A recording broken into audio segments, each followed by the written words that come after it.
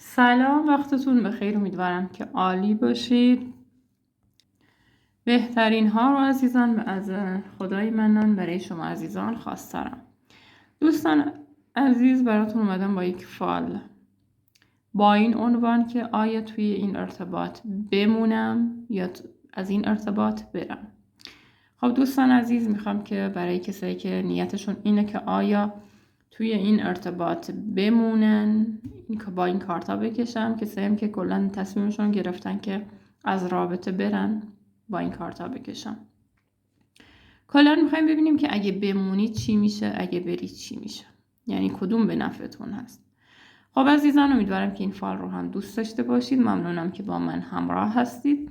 کسایی که تازه وارد کانال شدن بهتون خوش آمد میگم. کسایی هم که دارید این پست رو نگاه میکنید برای اینکه ارتعاشتون با ارتعاش این فال یکی بشه و انرژی هاتون یکی بشه، بتونید انرژی این فال رو دریافت کنید. ممنون میشم که وارد کانال بشید و از پست های دیگه ما هم دیدن کنید. خب عزیزان، اول از همه میخوایم برای کسایی بگیریم که اگه توی این ارتباط بمونن خوبه. خب اول میخوایم ببینیم که اگه توی این ارتباط بمونید براتون چطور پیش میره کلا. چون خیلیاتون ممکنه در حال حاضر تو رابطه کات شده باشید، خیلیاتون ممکنه که رابطه سرد باشه، خیلیاتون ممکنه الان ارتباط خوب باشه منتها نسبت به آینده ترس دارید، نگرانید که آیا اصلا ادامهش چی میشه. خب دوستان عزیز، اسم اون شخص رو توی ذهنت بیار و نیت کن. میگه روی این ارتباط خیلی حساب باز کردی، خیلی نقشه روی این ارتباط توی ذهنت بوده و حتی هست و خیلی دوست داری که نتیجهش رو بگیری، یعنی یه جوری ثمره این ارتباط رو بگیری. در حال حاضر هم خیلیاتون رابطه انگار سرد شده و منتظر تغییر شرایط هستید و فکرتون درگیره که آیا تو این سردی میمونه یا نه تغییرات هست. خیلی ناامیدید، خیلی نگرانید، خیلی فکرتون آشفته است، افکاری که خیلی ذهنتون رو به هم ریخته و گاهی اوقات واقعا از این ارتباط ناامید میشید. جوری که اصلا آشفته اید که اصلا آیا موندن در این ارتباط خوبه یا نه. توی دوراهی هستید، فکر این که آیا این ارتباط رو میتونید ورق بزنید، آیا این ارتباط رو میتونید نگه دارید، آیا اصلا این ارتباط خوب پیش میره. به خاطر همین یکم دو دلی میبینم. ببینید شما دو نفر جفتتون همو دوست دارید، احساس به هم دارید، ولی گاهی اوقات انگار توجه شما بیشتر هست نسبت به این ارتباط. به خاطر همین هم چون این ارتباط رو دوست دارید و این ارتباط براتون با ارزش است، دوست دارید هر کار رو انجام بدید که بتونید این ارتباط رو نگه دارید. چون سردی این ارتباط خیلی براتون آزار دهنده است، خیلی داره شما رو آزار میده و ترس دارید از اینکه این ارتباط به سمت سوی سردی پیش بره. ولی به هر حال برای شما عزیزان دارم میبینم که ممکنه شرایطی تو این ارتباط پیش بیاد که حس کنید که طرف مقابل هم انگار یه جوری دوباره داره احساسش به رابطه برمیگرده، یعنی دوباره ارتباطتون خوب میشه. اگه کات هستید عزیزان، من میبینم که دوباره شخص عاطفی به سمتتون برگرده، تماس، صحبت، تلفن، ارتباط و ولی یک ارتباطی رو نشون میده که به هر حال دوباره دارید پیش میبرید، ولی سعی میکنید در این ارتباط تعادل داشته باشید. ممکنه یه سری تغییراتی ایجاد بشه که حس کنید انگار شرایط خیلی خوب پیش میره. کلا رابطه یکی توش بالا پایین زیاده عزیزان، چون یه روز دارم معجزه رو میبینم، یه روز دارم بحث و اعصاب خوردی رو میبینم.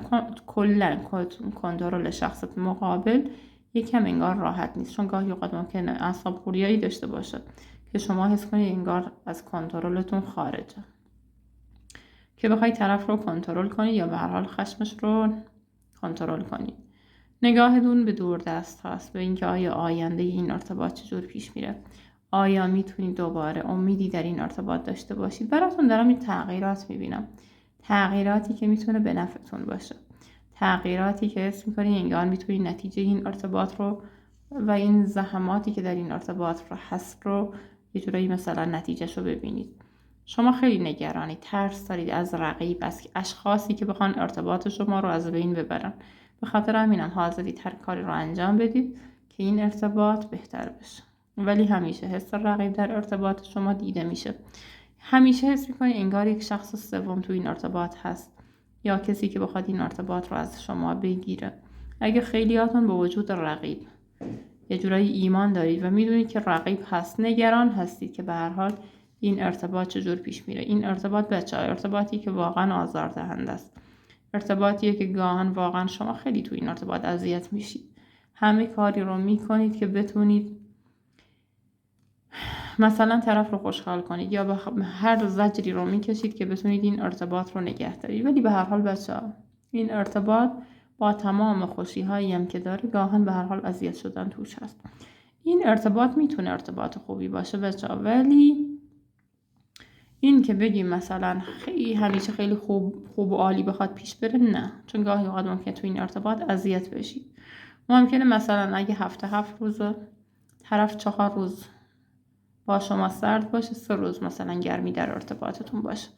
البته اون دیگه چیزیه که تصمیمش با خودتونه که کلا بخواید توی این ارتباط این مسائل رو بپذیرید یا نه. خب این برای کسایی که خواستن در ارتباط باشن و دوست دارن که ارتباط رو نگه دارن.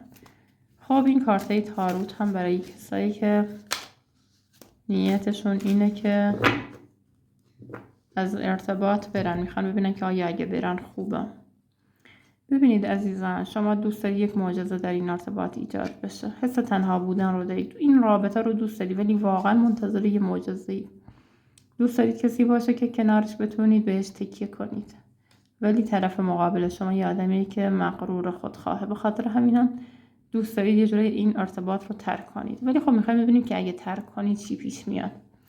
ببینید عزیزان، برای کسایی که بخوان این ارتباط رو ترک کنن، یک شروع براتون میبینم. حتی ممکنه مثلا با کسی آشنا بشید که ارتباطتون اوایل با بحث پیش بره، یعنی یک ارتباطی که ممکنه توش یه جوری با بحث و اختلاف شروع بشه، حس کنید که طرف مقابل مثلا خیلی با هم تفاهم ندارید، ولی به هر حال با تمام مشکلاتی که بینتون هست من میبینم رفته رفته این ارتباط به یک ارتباط احساسی تبدیل بشه. چون من میبینم که شخص مقابل بخواد به سمتتون بیاد. برای خیلی ها پیشنهادات عاطفی میبینم، دیدار، صحبت، گفتگو، جفت شدن میبینم برای شما عزیزان.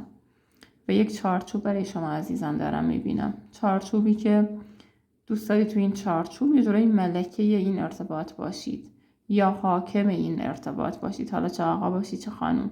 مثلا یه جوری دوست دارید که ارتباط رو کنترل کنید. این ارتباط بچه‌ها ارتباطیه که میتونه براتون خوب باشه، ولی تو این ارتباط هم گاهی اوقات ممکنه شما حس شخص سوم رو داشته باشید یا حس کنید که مثلا انگار طرف مقابل نگاهش دیگه هست، یا مثلا شاید منظورم این نیست که حتما یک شخص سوم، منظورم یک شخص عاطفی نیست، مثلا سایه کسی که در ارتباط شما دخالت کنه یا مشکل ایجاد کنه و این یکم ممکنه که شما رو نگران کنه. ولی نگران نباشید. برای عزیزانی که دوست دارن ببینن اگه ارتباط رو ترک کنن چی پیش میاد، نگران نباشید. شانس و موقعیت بهتون رو میکنه، موقعیت های جدید و عالی براتون دیده میشه و 100% تغییرات بزرگ رو من در آینده برای شما عزیزان میبینم. خب بچه‌ها بخوام جمع‌بندی کنم روی 2 فال، جفتش بد نبود. برای کسایی هم که حتی بخوان ارتباط رو ترک کنن، من شرایط جدید، موقعیت های جدید و فرصت های جدید میبینم. ولی خب کسایی هم که بخوان توی ارتباط بمونن، ارتباط شما میتونه خوب پیش بره ولی عالی نیست. یعنی مثلا اینکه بخوای یه معجزه‌ای تو این ارتباط پیش بیاد، نه. حالا رابطتون ممکن دوباره بهتر بشه ولی همیشه یه سایه شک، نگرانی توی این ارتباط وجود داره. کلا برای شما هم بد نیست.